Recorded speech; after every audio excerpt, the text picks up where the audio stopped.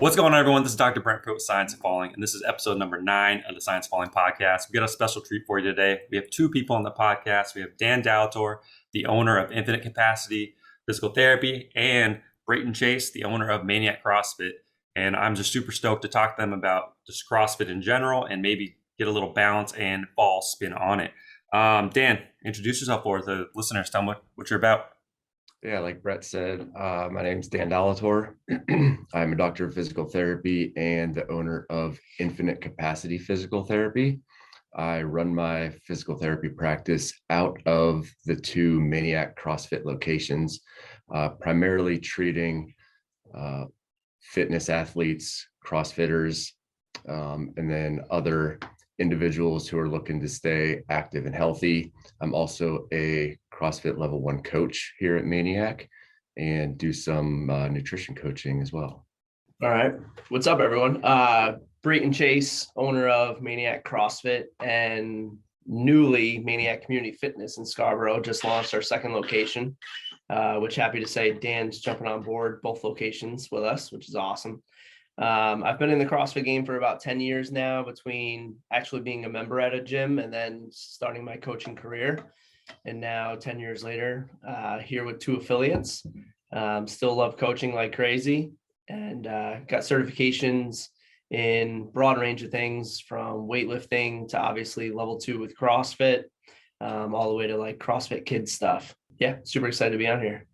Awesome. All right. So the first question is going to be real basic, but just for the uninitiated, kind of what is CrossFit? What is it about? What's the goal of the entire sport? And maybe like what's a typical workout look like?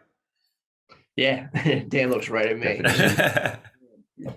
Yeah, without geeking out too much, CrossFit by the books is functional movements performed at high intensity, and we do them constantly varied. Trying to put a spin on the own definition myself. So basically, we try to be pretty good at everything. So when it comes to lifting weights, cardio side of things, body weight side of things like gymnastics, we try not to be great at one. We try to be pretty good right across the board. That's a pretty general answer I try to give on a definition standpoint. I like it. Yeah. So in regards to like the sport of CrossFit, I like to view it as like, there's 2 standpoints there. There's the true sport where you'll see on like ESPN games, athletes, the absolutely fittest people in the world. And then there's the 99% general population that look at CrossFit as it's just a fitness industry. It's a way to work out. I'm pretty biased. I think it's the best way to work out in regards to functional movement and helping people across all ages, fitness levels. Yeah. So there's kind of 2 sides to that, which I'm sure we'll get into more. Oh yeah, for sure. So with your general population, let's go with them first. What are your maybe top 3 program lifts? I mean, I know there's kind of standardized workouts, correct, in the CrossFit world, but I'm assuming you kind of make your own program sometimes. Is that how it would work for you? Yeah, I mean, I'll take this. Yeah, go for it. Yeah, so part of the CrossFit definition is constantly varied, right? And a big theme is kind of like routine is the enemy. So we try not to have I wouldn't say that there's any top 3 program lifts, because we're always constantly varying things. Nice. Whether it's the movement, the load, the time domain that we're doing that movement in, whatever. Like if I think about it, I think there are some like general movement patterns which are programmed fairly regularly. So like different variations of squatting, air squats, back squats, front squats, overhead squats, lunges, those kinds of movements, pulling different objects, pulling from the floor, pulling your body weight up to a pull-up bar, those kinds of things, and then pressing objects, whether that's a push-up or lifting a barbell overhead in various motions or pushing a sled. All right, I like it. So how about we talk about squat patterns? Because I know squat patterns, you're doing those constantly. Let's talk about like the balance and stability requirements. And maybe Dan will take this one first with the biomechanics master. What are some of like the prereqs someone needs, and what are some things that people are often kind of deficient in? Because I know you see bad movement patterns a lot. And how would you normally correct some of the most common mistakes people are making? Do you actually want to take this one? Yeah, I can dive into this. Yeah, let's see it. I'll chip in where needed. Yeah, he'll have the big science words. So yeah, when we look at like squat movement patterns, balance plays a huge part, right? Like you know, the very first thing you should look at with a movement is grip and stance. That's what we look for as coaches. So in this point, it's going to be your stance. So you know, if someone sets up their feet and their feet are absolutely together and they have zero balance when they're trying to go down a squat, well, that's step one. We got to set you up in the right stance for our squats. Same with lunges. When you see people lunge, they often think their feet need to be lined up, walking that tightrope, and immediately a lunge becomes a lot harder than it really needs to be. So balance, coordination, agility play a huge role with that. So we just look for making sure they're set up in a proper stance to begin with, and then we can start analyzing the movement more from there. But if they're already set up, you know, they're going to be set up for failure if already their balance is thrown off right from the beginning. Definitely. Do you see like instability in the knees often, especially in newer athletes, you know, going into a lunge pattern? Is that knee going crazy and just no stability there? And if so, what would you work on? Yeah, and I mean, it depends on the person, right? But yeah, some typical faults that we see in the squat are either initiating the movement with the knees, not initiating it by sending the hips back. Like you were talking about, kind of the knees falling inwards, not tracking in line with the toes. So, I mean, those are pretty common faults. And like you said, you asked before, how we would usually go about by fixing those. And like the first thing is just cueing, like telling the person, oh, this is what you're doing, do this instead. See if they can auto-correct it. If they can, awesome, move on to the next thing. If not, then you can give some like tactile cues to the outside of the knee. I'll push that knee out into my hand, things like that. Cool. So pretty simple then. I mean, just how often are the cues enough to get people to correct that movement fault if they have one?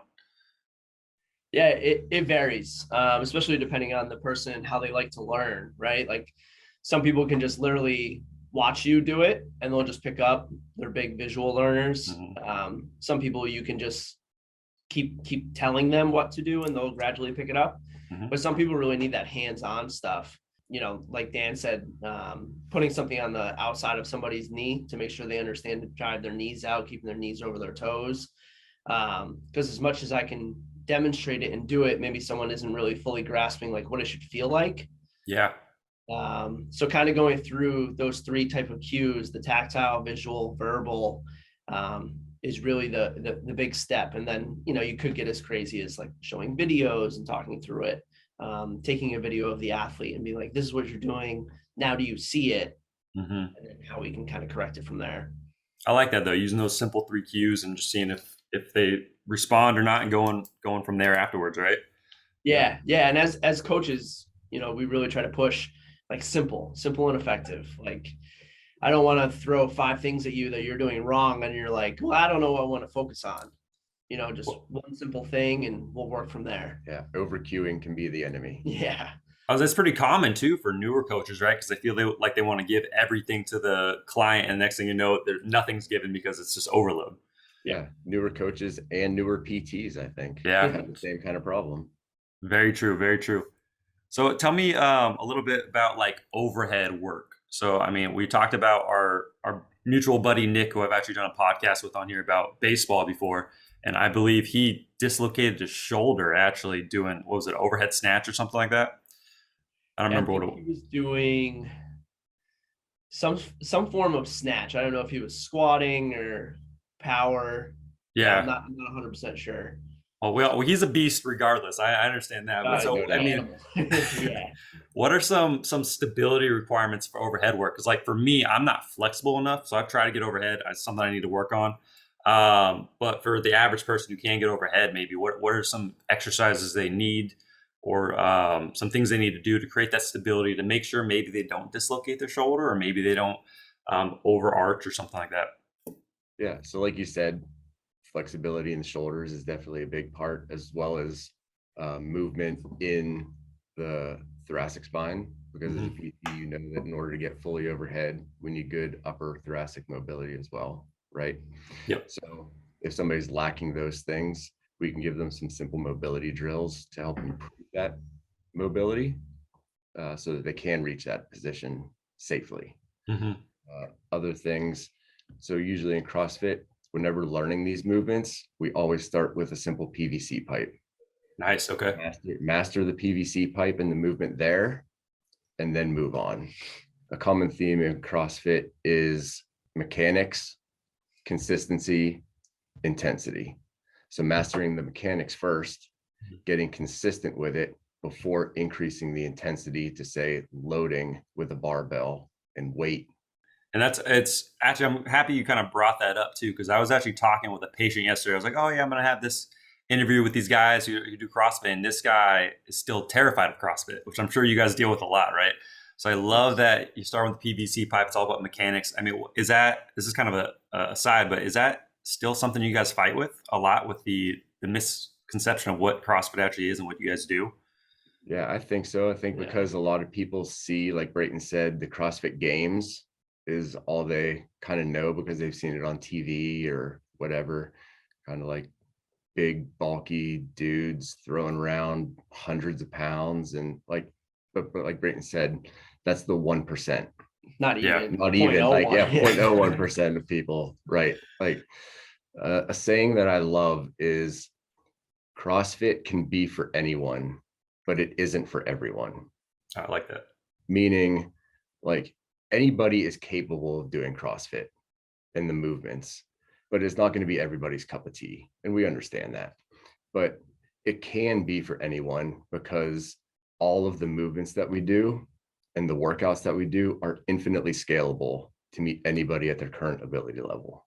Yeah, I mean that's exactly what I would say. We have, here between the two gyms, we have classes where there's a 21-year-old and a 65-year-old. And, people often look at like movements like handstand pushups or snatches that are kind of the scary and, least functional, or however you want to look at it. But if our workout has it that day, those individuals are doing some form of that's best for them, depending on their mobility, flexibility, what their individual goals are. We're never going to force anybody to get truly out of that like comfort safety zone. We're going to push you in different ways, but this can be for absolutely anyone that wants to, but some people obviously just don't like that.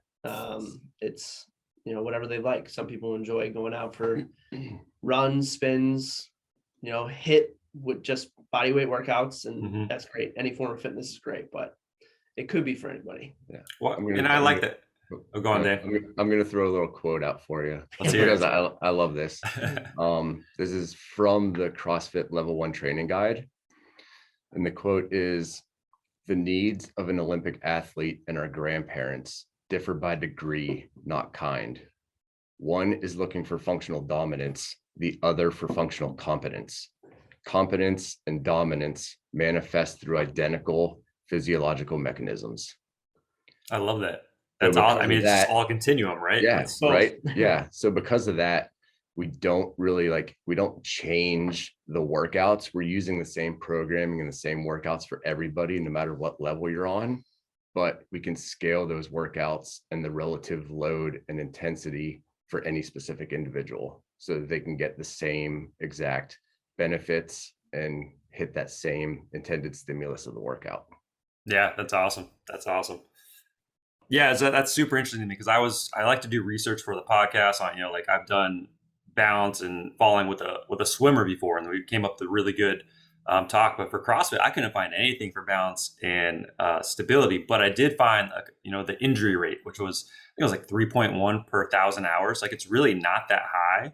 Yeah, it's right in line with powerlifting, gymnastics, and Olympic lifting. Interesting. Which, what do you know?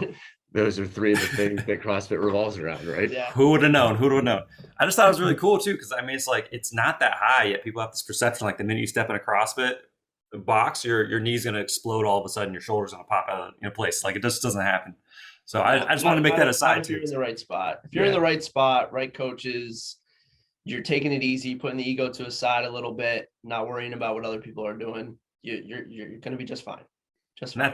That's anywhere, any personal trainer, any PT, any coach is they push you too much or they push you just enough to get you where you need to go. So yeah, I appreciate that. All right, I wanted to make that known because that's been something I've been dealing with my patients, and I'm talking to them. They're like, CrossFit, man, I would never do that. And I was like, I don't think it's dangerous. You gotta look at the research and get the right coach. I appreciate that. Of course, yeah. I just want to break some stigmas here. So you guys talked about the handstand push-up briefly. Let's talk about that a little bit because that's very gymnastics focused, right? And it's not something you're ever really going to see a bodybuilder or weightlifter or powerlifter do. But you guys program it fairly regularly, I would assume. Maybe not as regularly as like a squat pattern, but tell me a little bit about it. What are the prereqs for it? What kind of stability and balance issues do you see? Like, are you only doing against a wall, or do people do freestanding and things like that? Yeah, I think stemming off of our previous conversation, if there's handstand pushups in a workout, you're going to see people scaling all the way down to just working on their regular pushups. And then you go the full far side of it. People are either literally inverted, kicking up to a wall, or, freestanding. A lot of balance, just body awareness. I wouldn't say there's totally like prerequisites that we say like, oh, you need to be able to do this in order to continue to move on. As long as we see that they're moving well and they're in a safe position, then we're okay. We don't program handstand pushups too often. I would say they come up a couple times a month. Maybe. Yeah, I would say 3 times a month. And more so than not, they're more skill work, like rather than lifting during a session. It's more like, hey, 15 minutes on the clock. Here are some options. Let's practice. And then maybe we throw them in a workout. But getting back to Dan's, mechanics first, then, can you do it consistently? And then we'll add some intensity. If I can perform 5 handstand pushups, that's great. But if a workout pops up and there's 25 of them, I'm obviously going to scale that intensity a little bit to a different modification so that I can keep moving and actually hit the right stimulus of workouts. But yeah, handstand pushups are a tough one. You look in regards to like functional side of things, it's much easier to grab dumbbells or a barbell and just work on a strict shoulder press. And then it's going to apply better to, shoulder range of motion for individuals. But handstand pushups, it looks cool. So there's, it's that side. You got to play to people's goals and what they're looking for. Definitely. Yeah, so actually in last year's CrossFit Games, which is basically like the Super Bowl of CrossFit, right? Yeah. So whenever they announce the workouts, they do it like right there on the spot. So they'll announce the workout. The athletes have like whatever, 15, 20 minutes to prepare, and then they go and do it. Right. Last year, one of the workouts was, like you said, freestanding handstand pushups, which had never been done in the games before.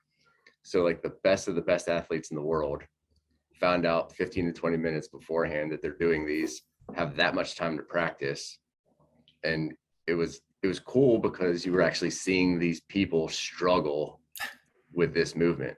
Yeah. And even the layout of the workout was like, you would perform a rep and then handstand walk to the next rep. Oh, geez. Yeah. Yeah. So the balance there was, we saw a lot of forward rolls, good tucks. Yeah. So that's definitely wild. A good amount of falling and struggling due to the individuals not having the time to practice and improve their balance and stuff for that specific movement. So even some of the best athletes in the world are falling down when they're trying to do this pretty intense.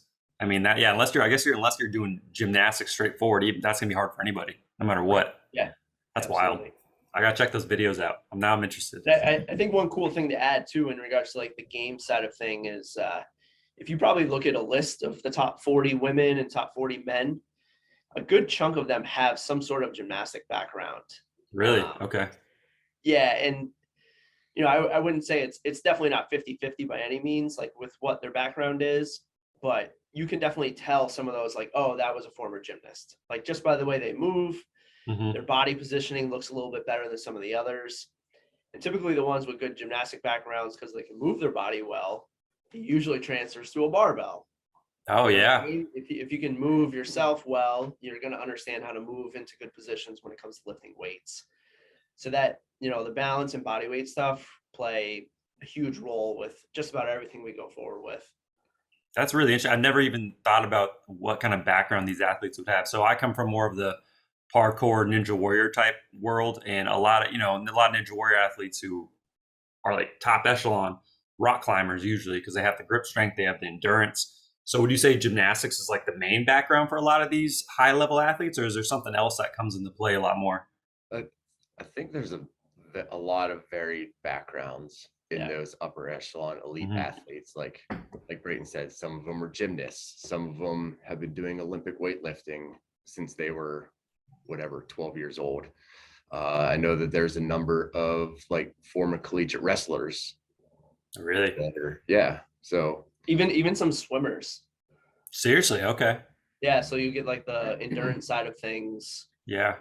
Especially in the games, again, that 0.001%, there's usually one or two swim events, and then it's really noticeable, like, oh, who has a swim background? Interesting. All right. Yeah, I mean, I guess it makes sense that you're going to come in with any kind of background, but you got to fill in these other gaps because it's such a variable sport, right? So there's always going to be something you're not good at, but you just got to fill in those gaps. That's awesome. And then applying it to the affiliate, the other 99%, backgrounds don't mean a thing. You can say maybe most of our members have some sort of like high school sport backgrounds, or they like to run 5Ks, whatever. But I mean, you get a lot of people that just lifted at a Planet Fitness or World Gym style, or they've done nothing, and that's fine. Almost sometimes we prefer the people that have done nothing because they have zero, faults already, bad habits. So the easiest and most coachable people. Yeah, absolutely. Yeah.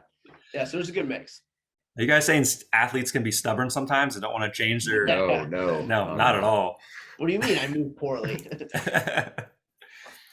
All right, so I mean, like, let's talk a little more about the handstand, like, kind of into that falling realm too. My first question is, like, core stability and core strength. Is that something you work on a lot? If you're trying to get this top 0.001% to be able to do these handstands very well, are you working on core a lot? Like, are you doing a lot of toes to bars? Are you doing a lot of like hollow holds? What kind of stuff are you working on to maybe create the stability, or maybe the stability is not even useful in the core? I mean, what is your thoughts on that? Yeah, so a common theme with almost any movement in CrossFit is core to extremity. So we want to make sure that we're strong through the core, keeping that nice neutral spine, exploding through the hips, and then moving outwards towards the extremities. So that's something that we're stressing constantly. And yeah, we do some core work like hollow holds, and there are like sit-ups programmed, and like you said, toes the bar, that kind of stuff. But any midline stability in any plane is going to be stressed during these functional movements. Great example. We just, I'll speak on behalf of myself anyway. We had a workout on Wednesday. It was 3 lifts. We did bench press, we did overhead squats, and we did a power clean. And it was about 15 minutes at each station. And one of the rare one time in 6 months, we maxed out on those 3 movements. And when I woke up Thursday, my abs were just as sore as other things, and that tells me I was bracing properly, using my core properly when it comes to those movements. And I hope my members feel the same way when they woke up on Thursday. But yeah. No, I like it. And that's one of the things I learned when I first got into weightlifting. If you do all your big lifts, compound lifts correctly, you'll never have to work abs out in your life, because it's they're getting smoked no matter what. Correct. So, and that's a fun part of a lot of newer members. They're like, well, we're not doing ab work very often. Like, we should do more sit-ups or, feet flutters. And it's like, well, we're back squatting today. If you brace that belly, I promise you'll come back tomorrow and you'll be feeling it a little bit. So yeah, definitely. I love it. So let's talk about like the exit strategies. Because I'm thinking in my brain, like, what are the, signs of falling kind of lens? What are the areas where falling actually might come into play into the CrossFit in general? And I feel like the games are probably, when people are really going all out, that's where you're probably going to see the most falls or mishaps happen. I'm sure like box jumps and stuff, if those are programmed, that can happen to some. degree, but like, coming out of a handstand, are some of these athletes trained how to fall and bail? Yeah. So in regards to like a handstand in general, when we're kicking up to the wall, our back is against the wall. So if you're going to fail, it's typically like your feet are just coming back down. Mm-hmm. So it's just landing back to that 1-2 step, or 2 feet landing at the same time type thing. If you're freestanding, of course, then it becomes a bigger picture of learning to tuck the chin, forward roll, those kind of things. When it comes to barbell stuff too, though, like bailing a lift, we try to teach that in our intro sessions for all new members. They get some one-on-one training, and that's usually the last thing I wrap up. If I'm teaching a movement, I'll teach it, and then I'll be like, by the way, if this is ever going to be a fail, here's how you should properly ditch the weight. It is needed for safety reasons. Yeah, that's awesome. So it's just a basic intro thing. You're teaching people how to bail out of these movements just for safety purpose. I love it. Yeah. I think it's something most people don't think that you actually get taught. I think a lot of athletes, at least in like high school sports or something, it's like, you just figure it out as you go. And if you get hurt, you get hurt. I saw when I was in high school, I had a guy, he was really strong in our weightlifting room doing a clean. He bailed, but he was in a split stance. He dropped it on his leg and ended up fracturing his femur. Yep. So that's pretty intense, and you think you could learn how to bail pretty quick. So, I mean, I think that's good to know. Yeah.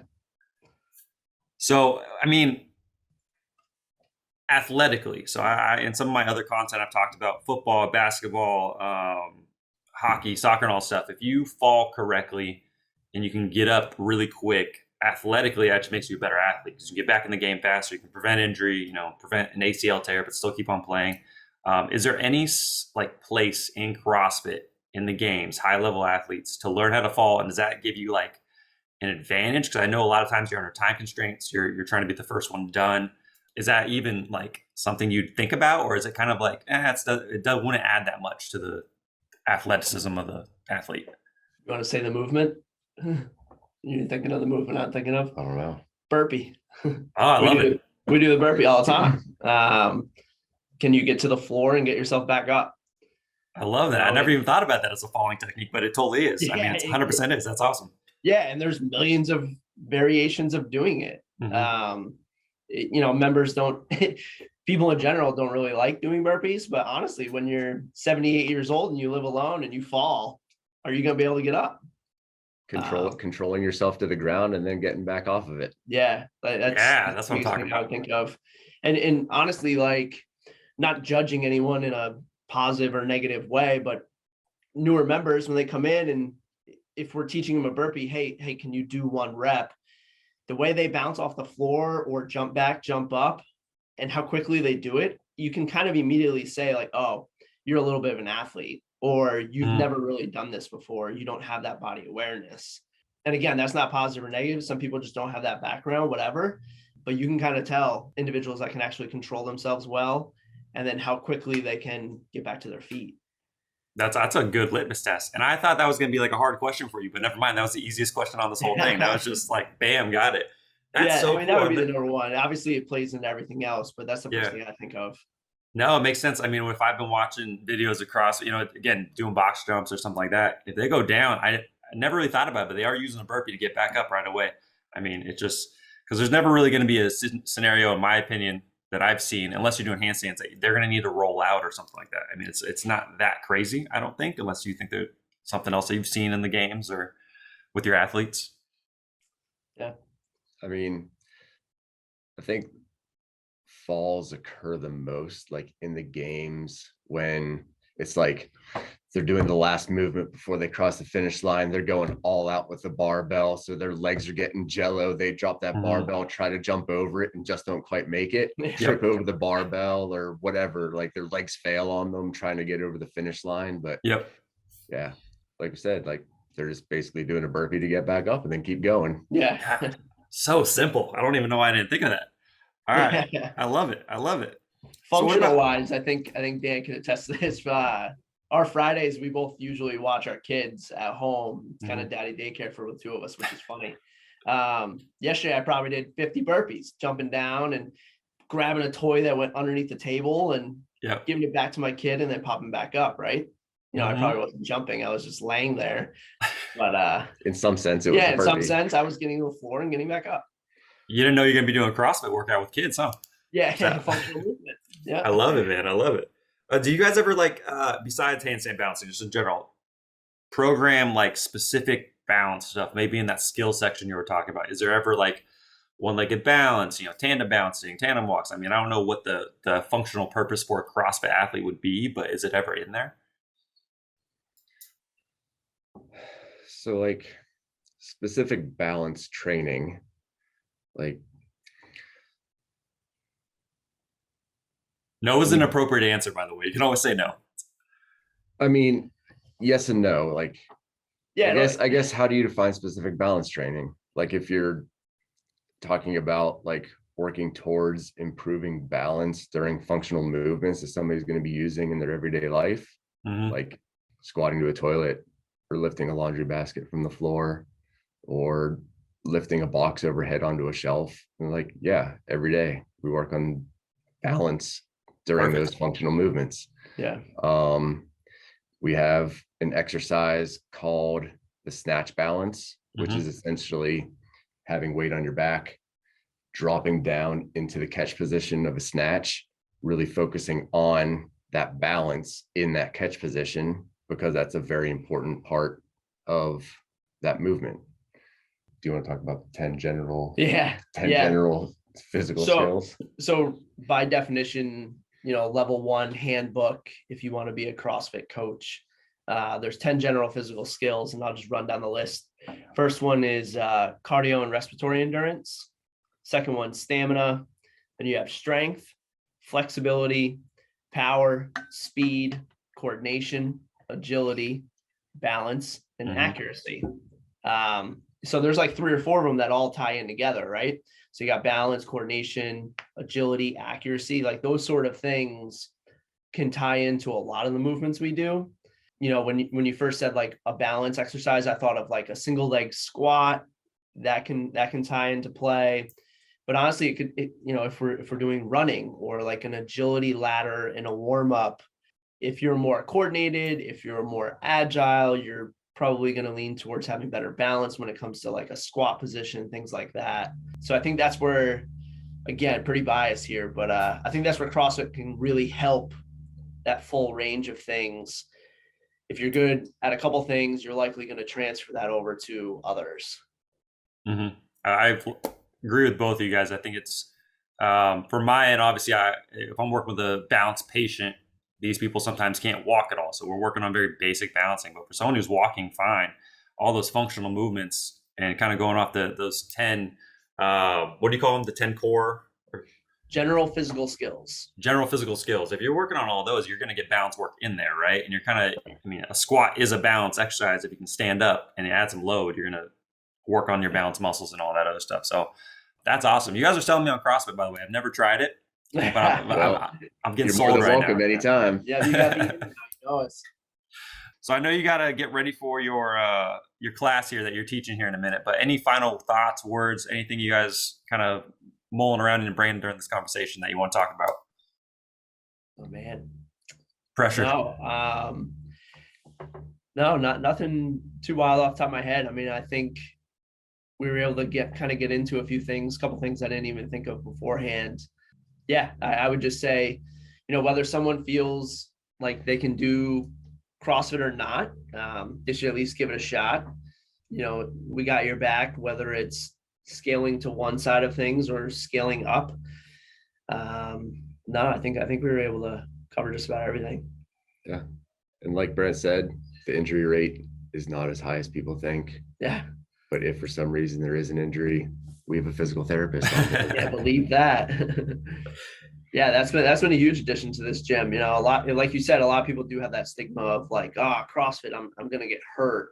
Well, honestly, Dan sees a lot of people just for preventative stuff. And that's a big thing we push to our newer clients is, if you've had 5 years ago, you tore your ACL playing football in high school or whatever, see Dan, and then we can get some proper things going. So when you are in classes, you feel a little bit more confident moving well. So Awesome. Yeah, I love that symbiotic relationship that you guys have, and I'm sure you're feeding, the patients and athletes back and forth just to make sure they have the best experience with you guys. So I love that, and yeah, the injury rates are super low. So I mean, people gotta stop thinking about the old school like rhabdomyolysis kind of That's right. lifestyle that they were doing. So I just want to say I appreciate you guys. I know this was an early morning podcast for you, so I appreciate you coming on. Appreciate you kind of just entertaining my maybe a little off the cuff questions that you maybe never thought about before. You blew my mind with the burpee thing. It's so simple, and I didn't think about it. Is there anything you guys want to like promote or talk about? I know you have your new locations opening up on January 20th, right? Yeah, so we're having a grand opening event at the Scarborough location. So open to the public. Anybody wants to stop by, check it out, more than welcome. Yeah, Perfect. Thursday, January 20th, 5:30. What's the address for people who are listening? 246 US Route 1 in Scarborough. It's Perfect. the old town Scarborough Police and Fire Department. Oh, nice. All right. Yeah, it's a beautiful building. There's a lot going on there. It's gonna be great.